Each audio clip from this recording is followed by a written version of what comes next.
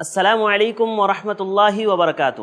ناظرین، میں آپ کا بھائی ارشد حسین سید آپ کی خدمت میں ایک بار پھر حاضر ہوں، آپ کا اپنا پسندیدہ پروگرام 5 منٹ کا مدرسہ لے کر۔ الحمدللہ آپ لوگ ہمارے اس پروگرام کو دیکھ رہے ہیں۔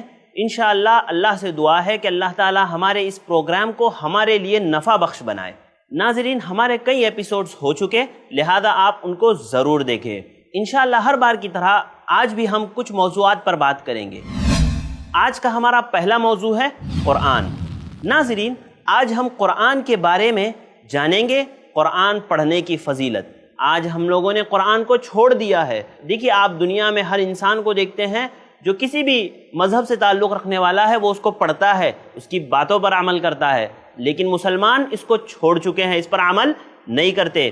جبکہ اللہ کے نبی صلی اللہ علیہ وسلم نے فرمایا، خیرکم من تعلم القرآن وعلمہ، کہ تم میں سب سے بہترین انسان وہ ہے جو قرآن کو سیکھے اور سکھائے۔ یہ بہت اچھا عمل ہے۔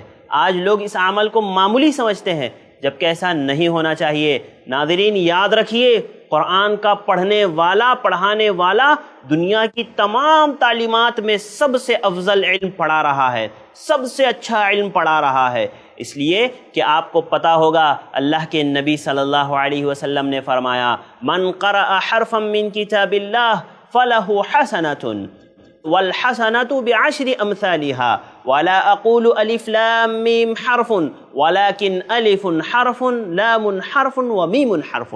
ناظرین، یہ اللہ کے نبی صلی اللہ علیہ وسلم نے فرمایا کہ قرآن کا جو ایک حرف پڑھتا ہے، اللہ رب العالمین اس کو 1 نیکی دیتا ہے، اور یہ 1 نیکی 10 نیکیوں کے برابر ہوتی ہے۔ اور اللہ کے نبی نے کہا، میں یہ نہیں کہتا کہ الف لام میم ایک حرف ہے، بلکہ الف ایک حرف ہے، لام ایک حرف ہے اور میم ایک حرف ہے۔ سوچئے کتنا بڑا چانس میرے اور آپ کے لیے کہ اگر ہم صرف 3 حرف قرآن کے پڑھتے ہیں تو اللہ تعالی ہمارے لیے 30 نیکیاں لکھتا ہے۔ کوئی ہے دنیا میں جو اتنے سے انویسٹ پر اتنا بڑا نفع دینے والا؟ تو ناظرین، مجھے اور آپ کو چاہیے کہ ہم اس کو سمجھیں اور قرآن کی تلاوت کرنا شروع کر دیں۔ گرچہ دن میں صرف 10 منٹ، 5 منٹ، 15 منٹ، جتنا موقع آپ کو ملتا ہے، جتنا وقت آپ کو ملتا ہے، پڑھیے، لیکن ضرور پڑھیے، روزانہ پڑھیے۔ آج کا ہم اپنا دوسرا موضوع لیتے ہیں، وہ ہے عمل کی فضیلت۔ ناظرین، عمل کی فضیلت کے تعلق سے اللہ کے نبی صلی اللہ علیہ وسلم نے فرمایا، وَاعْلَمُوا أَنَّ خَيْرَ أَعْمَالِكُمْ الصَّلَاةُ، کہ یاد رکھو تمہارے اعمال میں سے سب سے بہترین عمل صلاح یعنی نماز ہے۔ اور آگے آپ نے فرمایا، وَلَا يُحَافَظُ عَلَى الْوُضُوءِ إِلَّا مُؤْمِنٌ، کہ وضو کی حفاظت صرف اور صرف مومن لوگ کرتے ہیں۔ ناظرین، اس کا کیا مطلب ہے؟ وضو کی حفاظت ہم کیسے کریں؟ پیسہ وغیرہ ہوتا ہے تو ہم تجوری میں لاک کر کے اس کی حفاظت کرتے ہیں، لیکن وضو کی حفاظت ہم کیسے کریں؟ تو محدثین نے کہا کہ وضو کی حفاظت کرنے کا مطلب یہ ہے کہ آدمی ہمیشہ وضو کی حالت میں رہے، ہر حال میں وضو کو وہ لازم پکڑے۔ وہ سوئے تو وضو کی حالت میں، وہ چلے پھرے تو وضو کی حالت میں، وہ اگر مارکیٹ میں جا رہا ہے تو وضو کی حالت میں، وہ کہیں بھی جا رہا ہو، وضو کی حالت میں اگر آدمی ہو اور اس کا وضو سنت کے مطابق ہو۔ آج ہمارے پاس بہت سارے لوگ الگ الگ طریقے سے وضو کرتے ہیں۔ میرے اور آپ کے لیے ضروری ہے کہ ہم جانیں وضو کا صحیح طریقہ کیا ہے، اور اس طریقے پر، اللہ کے نبی صلی اللہ علیہ وسلم کے طریقے پر وضو کریں اور اپنے وضو کو ہمیشہ باقی رکھنے کی کوشش کریں۔ تو اللہ کے نبی صلی اللہ علیہ وسلم نے بتایا کہ یہ مومنوں کی علامت ہے، ایسا کرنے والا مومن ہوتا ہے۔ تو ناظرین، یہ تھی وضو کو باقی رکھنے کی فضیلت۔ اب ہم چلتے ہیں اپنے تیسرے موضوع کی طرف۔ ہمارا آج کا تیسرا موضوع ہے سیرت النبی صلی اللہ علیہ وسلم۔ ناظرین، یوں تو اللہ کے نبی صلی اللہ علیہ وسلم کی زندگی کا ہر لمحہ، ہر منٹ میرے اور آپ کے لیے نمونہ ہے، ہمارے لیے آئیڈیل ہے۔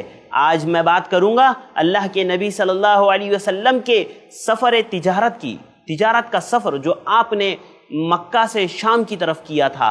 آپ کو پتا ہوگا اللہ کے نبی صلی اللہ علیہ وسلم زمانے جاہلیت میں، جب آپ کو نبوت نہیں ملی تھی، اسی وقت آپ صلی اللہ علیہ وسلم کو لقب لوگوں نے امین اور صادق کا دے دیا تھا، کیونکہ آپ ہمیشہ سچ بولتے تھے، آپ ہمیشہ امانت کی حفاظت کرتے تھے، لہذا ان لوگوں نے آپ کو امین اور صادق کا لقب دے دیا تھا۔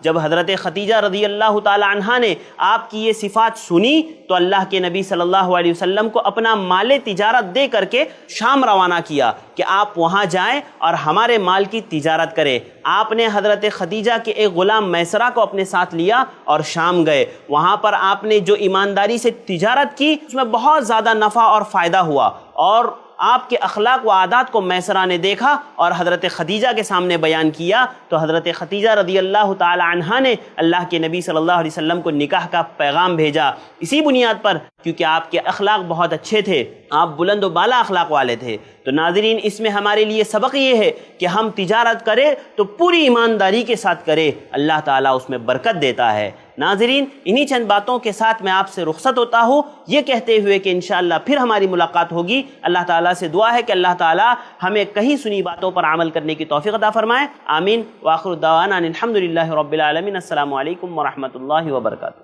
ایسے ہی اور ویڈیوز بنانے میں ہماری مدد کریں